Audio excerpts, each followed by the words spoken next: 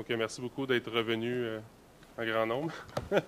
Donc, le prochain intervenant, c'est Samuel Lavoie sur le conseil d'administration du W3 Québec, mais aussi un consultant en marketing web freelance, si on veut. Il va nous parler de micro-format et web sémantique. Donc, vous m'entendez bien? Oui. Ça c'est fort. Donc, aujourd'hui, le web sémantique. Donc, comme François a dit, je m'implique au niveau du W3 Québec sur le CA. Je ne me considère pas comme un expert du web sémantique.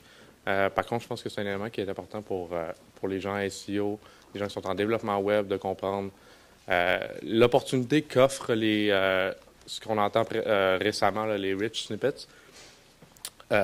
Donc, aujourd'hui, on va voir ensemble c'est quoi la définition du web sémantique, différents outils qui sont disponibles pour nous, qu'on peut implémenter aujourd'hui, différents exemples, les possibilités que ça va nous donner comme dans les résultats des moteurs de recherche, les SERPs, pour les fameux rich snippets. Donc, ça, c'est l'agenda aujourd'hui. On va essayer de faire ça assez vite. Donc, la fameuse définition du web sémantique, je vais commencer avec la partie la plus drabe, si on veut. Donc, le web sémantique, c'est vraiment de rendre l'information accessible aux machines, aux programmes, aux scripts, pour qu'ils puissent comprendre l'information, les données qui se retrouvent dans le web. Donc, comprendre la signification, puis pouvoir faire des liens entre ces pièces d'information-là. Ça nous permet le web sémantique, c'est vraiment de structurer l'information pour qu'elle soit utile à ces fameuses machines-là, dont Google, dont les autres moteurs de recherche. Donc, sur quoi se base le web sémantique? Comme vous voyez, le RDF, Resource Description Framework, qui est vraiment la base du web sémantique. Ça a été développé en 80. L'idée est venue en 94 par Tim Berners-Lee au début du V3C. C'est pas avant 99. Par contre, ça a été défini, ça a été standardisé, basé sur des formats XML. Donc, à partir de là, le RDF, on a la notion de OWL qui est au niveau des ontologies, donc vraiment au niveau du langage. Faire des liens entre les différents mots, pas uniquement au niveau une définition de vocabulaire, mais vraiment plus les relations entre les mots, plus que la définition. Aller beaucoup plus loin que ça, les concepts, comment relier les concepts entre eux. Il y a aussi le FOAF, là, qui est le friend of a friend. Donc, c'est les relations entre les gens, donc plus loin que les mots, là, c'est vraiment les gens entre eux. Comment une personne peut être reliée avec une autre personne, puis faire des schémas autour de ça. Donc, tout ça, ça reste des notions un peu abstraites, là. Donc, les RDF, toutes ces notions-là, ces groupes d'informations-là qui sont non structurés. On va y aller directement avec ce que ça nous donne présentement. Google nous permet d'avoir plus d'informations dans les résultats des moteurs de recherche depuis déjà quelques années. Récemment, il y a eu un gros buzz autour du HRECIP, qui est le premier en haut, là, les fameuses recettes, dont Recettes Québec utilise beaucoup. Ça peut être... les plus utilisés vont être les vCard, le card, qui est par exemple très utilisé pour LinkedIn, les recettes, les reviews. Là, ici, on a un review de film, les events. Donc, ça permet vraiment à l'utilisateur d'avoir plus d'informations sur ce qui se passe en ce moment, sur ce qui est dans les résultats. Évidemment, ça peut avoir un impact au niveau du click-through rate. Mais l'idée, c'est vraiment que l'utilisateur n'ait pas besoin de faire de back and forth. Il puisse voir déjà ce qu'il va retrouver sur la prochaine page. Donc, plus rapidement trouver son information. Est-ce que c'est bon pour tout le monde? Pas nécessairement, mais c'est un outil qui est offert. Donc, les différents outils qui sont pour nous, pour les webmasters, qu'on puisse implémenter dans nos sites web tout de suite. Il y a différentes syntaxes qu'on va voir ensemble. Il y a 3 grandes familles de syntaxes, là, dont une petite dernière qui a été créée avec HTML5 pour créer ces fameux rich snippets-là. On va commencer avec le plus connu, ce qui est souvent à tort nommé microformat. Là, le web sémantique est souvent nommé au nom du microformat vu que c'est le plus utilisé présentement. Les microformats, c'est vraiment... Ça fait quelques années que ça a été développé par une communauté qui est tirée de Technorati. Donc vraiment, c'est une optique, eux sont partis dans l'optique de faire ça simple, de ne pas révolutionner, de garder l'utilisateur au centre de sa syntaxe, de se baser sur du XHTML. Et présentement, c'est ce qui est le plus répandu. Donc, le microformat est vraiment en plusieurs étapes. Là, on parle du XML. On s'en va avec des microformats qui sont simples, comme le rel tag, le rel nofollow que tout le monde connaît, les XFN. Donc, ces petites pièces d'information-là pour former des compound microformats. Donc, vraiment comme les HCard, les HCalendar, HReview, etc. Ce qui est des formats assez connus présentement. Donc, le rel nofollow, c'est vraiment pour dire deux choses au moteur de recherche. Ne suis pas ce lien-là et ne comptabilise pas ce lien-là dans ton algorithme. Est-ce que Google suit à 100% ces règles-là? Peu importe, il peut faire un peu ce qu'il veut à ce niveau-là. C'est la définition qu'il y a derrière ça. Il y a plusieurs autres microformats élémentaires comme le rel tag, le tag, la licence, entre autres. Un exemple plus complexe, un fameux vCard. J'ai vraiment mis les éléments le strict minimum qu'on peut avoir dans un vCard. On peut racheter toutes sortes d'autres informations comme l'adresse, le courriel, des nicknames, plein de trucs qui sont déjà définis dans une spec. Donc, on peut implémenter ça dès aujourd'hui. Voilà, c'est assez simple, un microformat. On va y aller avec le RDF-A, qui est dans le fond du RDF dans des HTML. Comment? Oui, dans des pages, je cherchais le A, j'ai une perte de mémoire. Donc ça, le RDFA, ça a été décrit par le W3C, comparativement au microformat. Non, ça ne vient pas de la communauté, ça vient vraiment du W3C, des groupes de travail associés au XHTML. Donc, surtout le XHTML2, si je me souviens bien. Donc, qui est beaucoup plus flexible, qui a beaucoup plus de paramètres qu'on peut rentrer, extensible, beaucoup plus. On contrôle le truc. Dans ce qu'un microformat, c'est beaucoup plus serré. On doit suivre un peu plus la règle. RDFA, par exemple, vous allez voir, plus complexe, beaucoup moins lisible pour un être humain, alors que le microformat a été conçu pour être lisible par l'humain en premier et utilisable par la machine.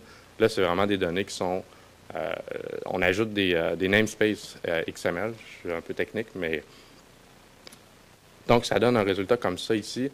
C'est exactement le même vCard, là, si on veut, qui est codé d'une façon différente. Le résultat va être le même pour une machine. Google, évidemment, comprend tous ces différents formats-là, présentement. Donc, on voit les namespaces XML. Ça, c'est un carnet d'adresses, pour ceux qui se posent la question. Maintenant, ça va assez vite quand même. Maintenant, on arrive avec le troisième format, qui est le microdata, qui est lié au HTML5.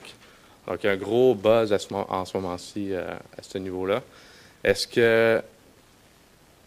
Pourquoi un troisième format? Il y en a qui peuvent dire que la bataille entre les deux formats auparavant était pas assez intense. Si on décide d'en créer un troisième, juste pour compliquer les choses un peu plus. Ça serait un peu l'ironie du truc. Alors que la vraie raison, c'est que les microformats sont limités et les RDFA sont complexes. Et ça a été au départ conçu uniquement pour le XHTML, les RDFA, alors que le HTML est une branche et vraiment l'évolution du HTML. On n'est pas allé avec le XHTML2 comme ils croyaient au départ. Donc, pour répondre à ce besoin-là, ils ont fait un espèce de merge ou un middle ground entre le microformat et puis le RDFA pour donner le microdata, qui est inclus dans la spécification HTML5. Si je ne me trompe pas, c'est final. Je pense qu'il y a des gens qui pourraient me rectifier là-dessus. Donc, au final, c'est assez simple. Ça reste plus ou moins lisible par l'être humain. Le support est quand même assez limité en ce moment par les navigateurs ou tout ce qui est outils pour lire du web sémantique. Par exemple, les outils pour le microformat, il y en a beaucoup, des add-ons qu'on pourrait ajouter à Firefox. C'est très présent. Les microdata, ça commence encore. Par contre, mais évidemment, on peut s'attendre à ce que ça soit la prochaine, ce qui soit poussé par les navigateurs et par la communauté sémantique. Microdata est très bien compris par Google aussi pour les principaux éléments. Mon fameux exemple, encore une fois, donc le même exemple. C'est un peu plus lisible. ça reste assez simple. Donc, aucun namespace XML, il n'y a pas de notion d'XML dans les microdata.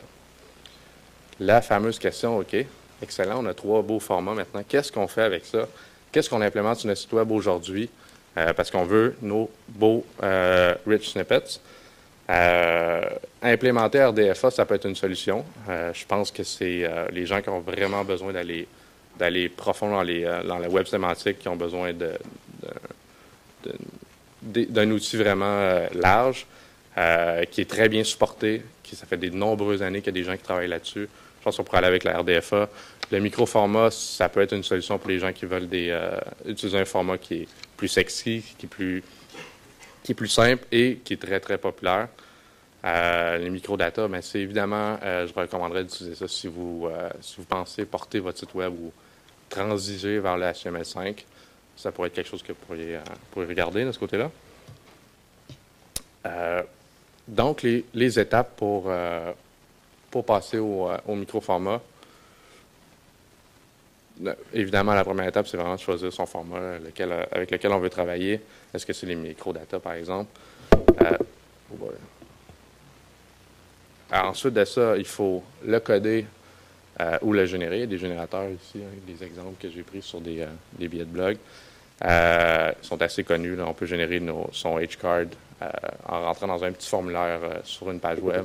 Ça va nous gérer notre HCard. Encore là, évidemment, les microformats, c'est ce qui est le plus supporté.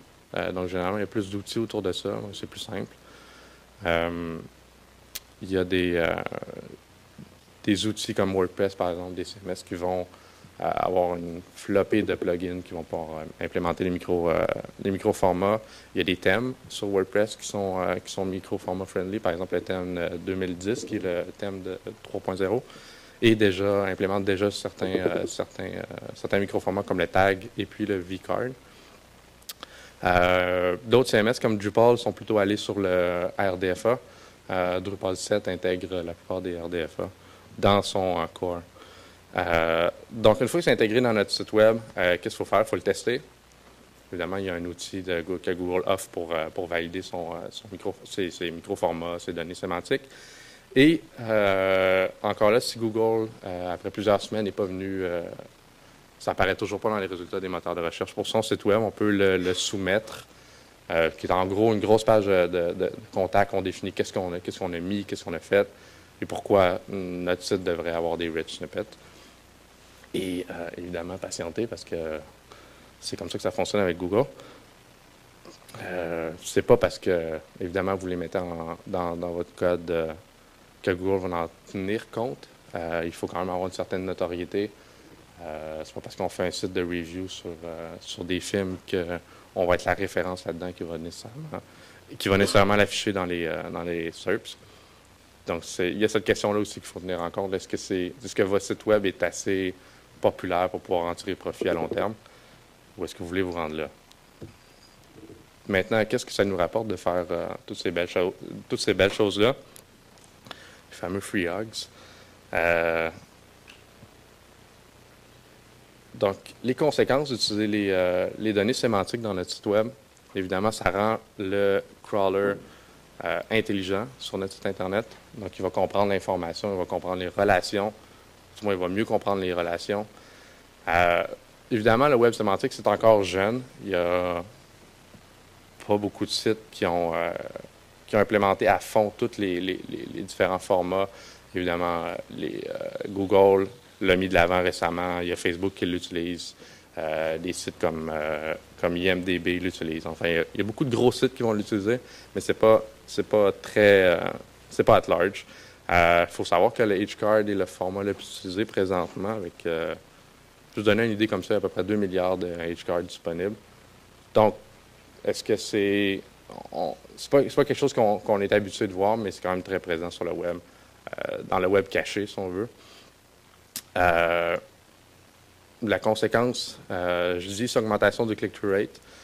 Il y a un exemple fait par Best Buy qui ont rajouté des RDFA dans leur page de produit et un lift de click-through rate de 15% vers leur site web. Donc, c'est plus de trafic vers leur site Internet. Évidemment, les verticaux qui s'en viennent, je crois, de plus en plus. Si on regarde aux États-Unis avec le Recipes, si on est dans Google, on fait une recherche, on peut cliquer sur Recipes à gauche. Vous allez avoir seulement des recettes. Est-ce qu'ils ne vont pas rajouter des trucs comme les événements, comme les cards, d'autres éléments comme ça qu'ils pourraient rajouter pour se créer des verticaux de leur côté? Et au final, une réutilisation des données pour vous. L'information que vous allez produire, elle va être sémantique pour les moteurs de recherche, mais vous aussi, à l'interne, vous pouvez développer des outils qui vont pouvoir réutiliser cette information-là pour la diffuser. Est-ce que c'est... il y a certaines personnes qui vont parler un peu de Black Hat. Est-ce qu'on pourrait développer, par exemple, des moteurs qui vont aller chercher l'information sur d'autres sites Internet qui utilisent le web sémantique beaucoup plus facilement que présentement, en fait. Beaucoup plus facile de faire du scraping.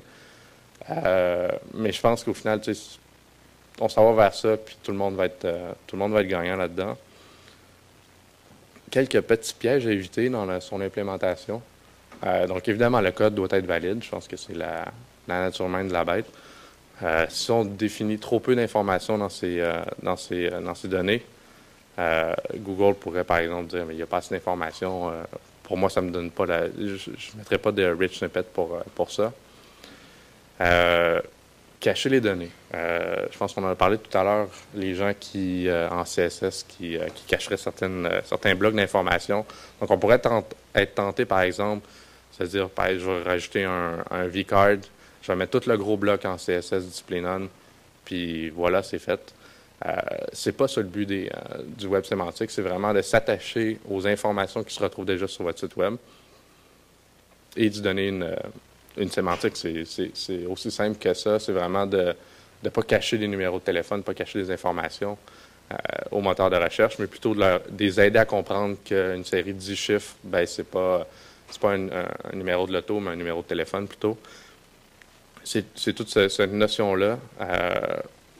Donc, Google, évidemment, devrait être capable de trouver ces choses-là. Donc, ne pas cacher en CSS un site vide ou peu pertinent, évidemment, si votre site n'a pas de pertinence dans ce domaine-là. Il n'y a aucune raison pour que Google vous fasse des rich snippets. Et on va y aller avec ma conclusion là-dessus. Je crois que j'ai vraiment roulé. Donc, présentement, ce qu'on peut faire, ce que je recommande, moi, c'est vraiment d'utiliser le HCard ou un semblable RDFA ou Microdata pour les sites locaux. Donc, donner l'information locale, le numéro de téléphone, les adresses, les liens vers les sites Internet, les courriels, toutes ces choses-là. Mettre ça dans un vCard. Je pense qu'au niveau local, présentement, les sites en ont beaucoup à tirer. Ça va aider les machines à comprendre les numéros de téléphone, la localisation des entreprises, par exemple, pour les associer. Ça pourrait être de créer, par exemple, juste l'utilisation finale pour être l'utilisation d'un robot québécois pour aller chercher les entreprises qui sont au Québec. Est-ce que ça peut être une attaque au YPG de ce monde? Mais bon, ça reste beaucoup plus faisable lorsqu'on a un web sémantique. Donc, les données qui sont les plus utilisées présentement, c'est les recettes, les cartes, les reviews, les events. C'est les 4 données qui sont les plus... avec les données e-commerce, c'est vraiment les données qui vont être utilisées par Google. La plupart de ces formats-là vont donner des rich snippets pour Google. Les futurs verticaux, évidemment, je pense que Google s'en va là-dessus avec son layout en 2 colonnes. Ils ont beaucoup à gagner à transiger les utilisateurs vers pas juste les résultats de recherche sur la première page, mais vraiment que les gens aillent sur leurs verticaux. Au niveau de l'advertising, c'est gagnant pour eux.